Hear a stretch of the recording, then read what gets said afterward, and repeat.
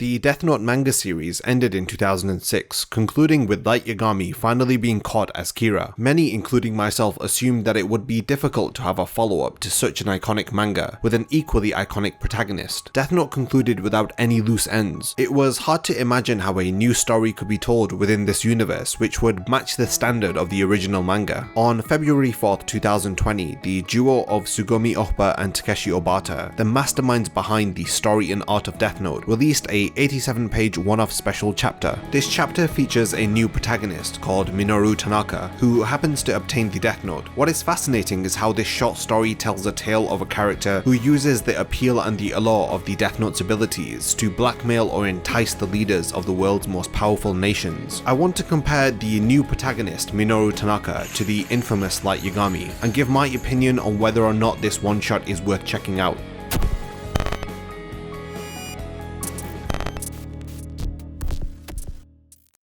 This particular Death Note one-shot released in 2020, but it is actually the second one-shot by the original duo behind Death Note. The first Death Note one-shot was released in 2008 and acted as an epilogue to the conclusion of the manga. It helps to know the events of this epilogue to better understand the new one-shot. So it is established in the epilogue that Nia has become the new L. This one-shot features the emergence of a new Kira who obtains the Death Note from a Shinigami called Midora. This Kira focuses on killing the elderly within Japan so that they are relieved of their pain. Nia treats this new Kira with very little consideration, dubbing or referring to this Kira as C Kira, standing for Cheap Kira. Nia, under the title of L, announces on television that he has no interest in pursuing this case, as these deaths have not been committed by the real Kira, but by a detestable murderer. This causes C Kira to take his own life by writing his own name in the Death Note, so it would seem that you need a strong mentality to possess and use the Death Note, as Nia deduced that this C Kira was mentally weak and had no definitive